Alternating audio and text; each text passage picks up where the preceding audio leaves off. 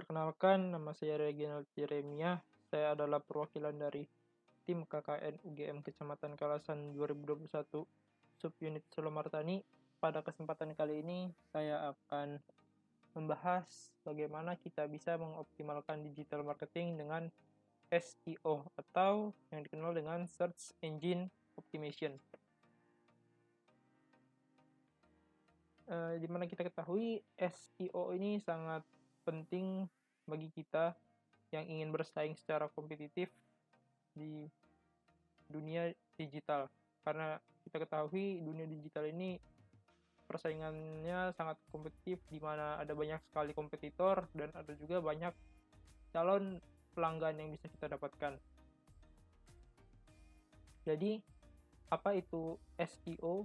Jadi, SEO atau Search Engine Optimization adalah teknik yang dipakai agar website atau toko atau bisa juga produk yang kita kelola tampil pada halaman awal mesin pencarian seperti Google secara gratis atau organik. Nah, apa sih maksudnya secara gratis dan organik ini?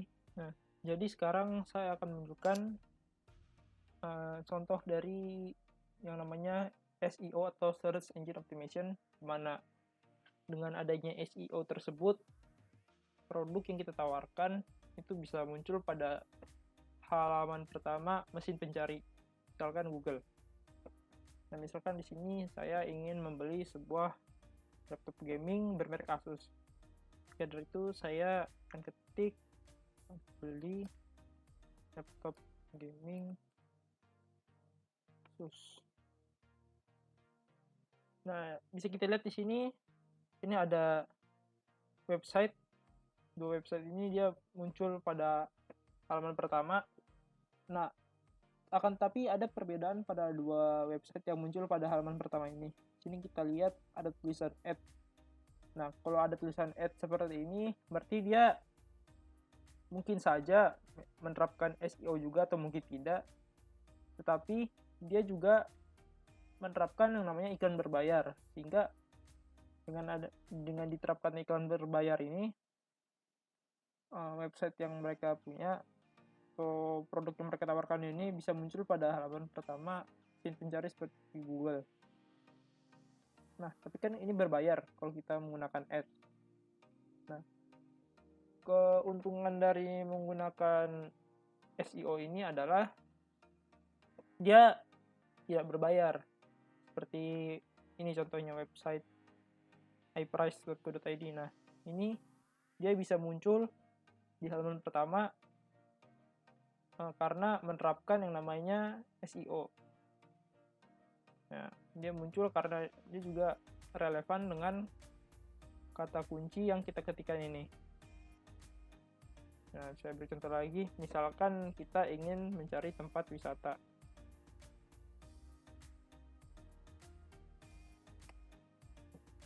Nah, ini dia muncul pada halaman pertama. Nah, ini dia tidak menggunakan ad, dia menggunakan SEO, makanya dia muncul pada halaman pertama.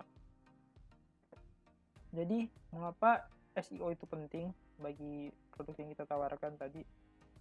Pertama-tama, SEO itu dia bisa meningkatkan peluang agar situs kita itu muncul pada halaman pertama mesin pencarian, sebagaimana yang saya sudah contohkan sebelumnya. Jadi memangnya mengapa kalau produk kita itu muncul pada halaman pertama? Nah, kemungkinan besar seorang pengguna internet apabila sedang mencari sesuatu, nah apabila dia sudah menemukan apa yang ia cari pada halaman pertama, dia tidak akan lanjut ke halaman selanjutnya. Nah, apabila kasus itu terjadi pada situs yang kita kelola atau misalnya toko yang kita kelola, tentu saja kecil kemungkinan bagi pengguna internet untuk bisa menjangkau toko kita atau situs kita, karena apa yang ia cari sudah ia temukan pada halaman pertama, walaupun sebenarnya juga toko kita ini menawarkan apa yang pengguna internet tersebut cari. Selanjutnya adalah SEO ini dia dapat meningkatkan kepercayaan pengguna internet. Nah, kebanyakan mungkin pengguna internet ini akan lebih memiliki kepercayaan terhadap website-website, situs-situs itu yang muncul pada halaman pertama pencarian. Mungkin banyak yang berpikir apabila muncul pada halaman-halaman awal itu situs-situsnya menjadi lebih kredibel dibandingkan dengan yang muncul pada halaman-halaman berikutnya. Selanjutnya adalah meningkatkan jumlah transaksi. Nah, karena peluang situs kita itu untuk dikunjungi oleh pengguna internet lebih meningkat, maka dari itu juga peluang transaksi yang terjadi pada situs kita juga meningkat. Maka dari itu juga kemungkinan pendapatan kita juga akan menjadi lebih tinggi. Nah, sebelum kita bisa menerapkan SEO pada situs yang kita kelola, kita juga harus tahu dulu bagaimana cara kerja algoritma dari mesin pencari Google agar bisa membuat situs kita ini tampil pada halaman pertama. Nah, tapi karena memang algoritma mesin pencari seperti Google ini biasanya sangat kompleks, kita hanya perlu memahami beberapa tahapannya saja. Jadi tahapan-tahapan itu ada crawling, indexing, dan ranking. Jadi tahap pertama adalah crawling. Crawling adalah tahapan di mana mesin pencarian Google mengirimkan sebuah robot yang bernama crawler atau spider. Nah, robot ini dia ditugaskan untuk menemukan konten-konten baru ataupun konten lama yang sudah diperbarui. Nah, konten ini dia beragam yang ditemukan sama si spider ini. Dia ada yang berupa halaman web, gambar, atau video yang diunggah pada internet. Tahapan selanjutnya adalah indexing. Jadi indexingnya adalah tahapan ketika mesin pencarian Google memproses dan menyimpan informasi yang mereka temukan pada proses crawling. Cara kerja indeks ini cukup sederhana. Ini dimulai dengan menganalisis isi konten yang ada pada sebuah website. Seperti keyword yang sedang dipakai itu relevan atau tidak dengan isi konten yang dibuat. Nah, setelah mengumpulkan informasi yang ada pada website, hasil temuan itu akan menjadi sebuah indeks dan kemudian disimpan dalam sebuah database yang besar. Tahapan selanjutnya adalah ranking. Nah, ranking ini dia bekerja dengan cara mengurutkan halaman dari data-data yang sudah dikumpulkan saat tahap indexing. Jadi nanti dikumpulkan dari yang paling relevan dan berkualitas hingga yang paling tidak relevan. Nah, jadi jika kita ingin halaman kita muncul di pencarian paling atas, kita harus membuat produk kita ini serelevan mungkin dan seinformatif mungkin dibandingkan kompetitor, sehingga apa yang kita tawarkan itu bisa muncul pada halaman pertama mesin pencari seperti Google.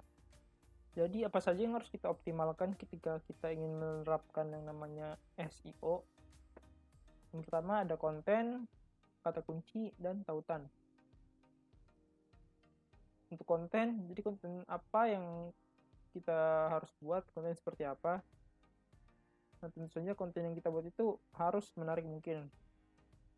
Nah, baik dari segi tampilan, informasi yang disediakan, dan hal-hal lain yang mendukung agar konten kita muat itu menarik bagi pengunjung situs atau calon pelanggan.